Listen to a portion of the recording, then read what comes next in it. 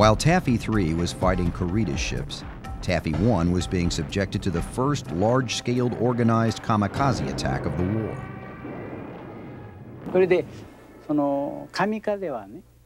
Kamikaze is a surprise attack, according to our ancient war tactics. A surprise attack means to do something unexpected.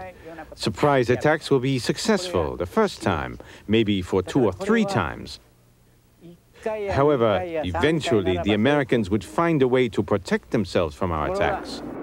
The kamikaze attacks were seen as an act of desperation even by the pilots who flew those missions. I went on the very first kamikaze mission. Kamikaze attacks were very, very foolish attacks. All the men who were in the headquarters lied. Every pilot volunteered for a kamikaze unit. I go, I go, I go. Did everyone say that? That's a lie. You are ordered. So-and-so numbers from that squadron. So-and-so numbers from this squadron. Only a fool would want to go for a sacrifice attack. Aboard the wounded USS Birmingham, Harold Striegel ran to his battle station to meet the new threat. Torpedo planes would come in about 15 foot off the water. And everybody be firing at them. And at the same time, or a minute or so later, here a kamikaze would drop out of a cloud right above you.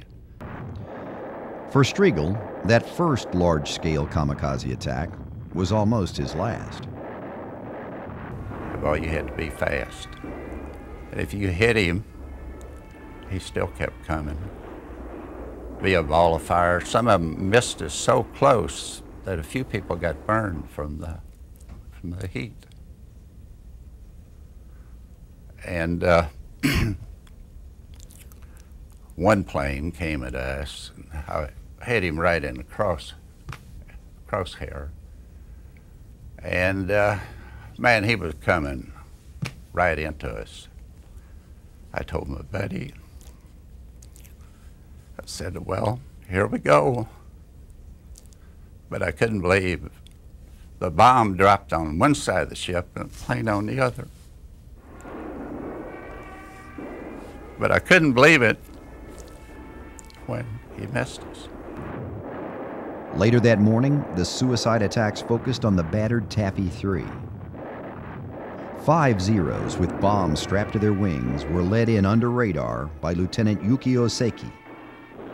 He hauled his suicide squadron up to 1,000 feet to bring them screaming down on the carriers. They come in low in the water, yeah, real low.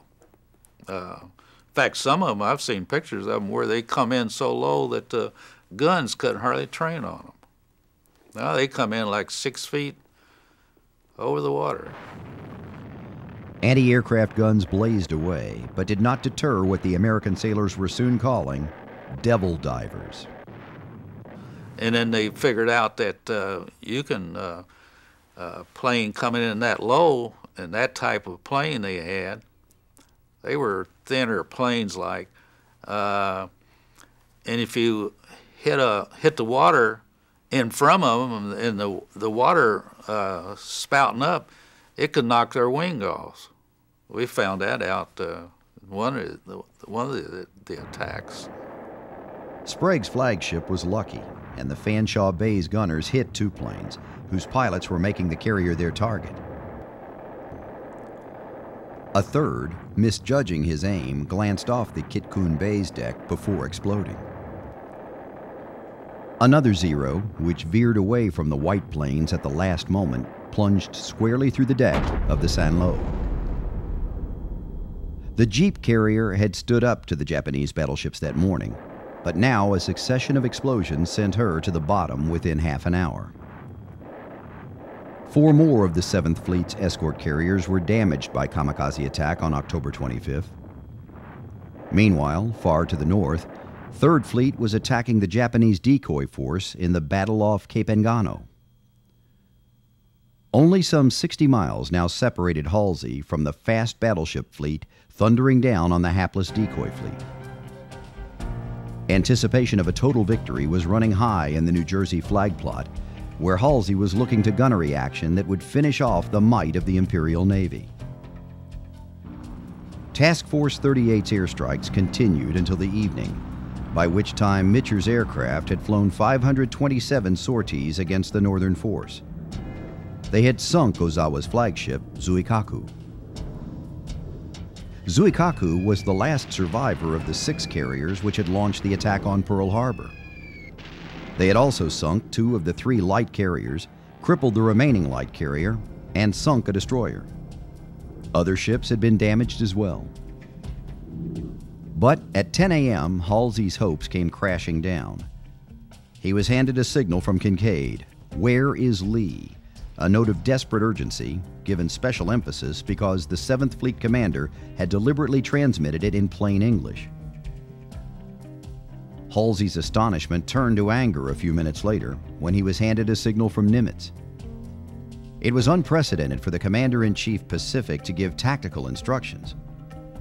His request read, "The world wonders where is, repeat, where is Task Force 34?" Halsey took this inquiry as a rebuke of his actions. Reluctantly, he ordered the battleships of the task force to sail to Kincaid's assistance. Despite criticism for leaving the San Bernardino Strait unguarded, Halsey remained convinced to his dying day that his real mistake was in turning his fleet around, because he knew that his dash to the south would never be able to reach Kincaid in time.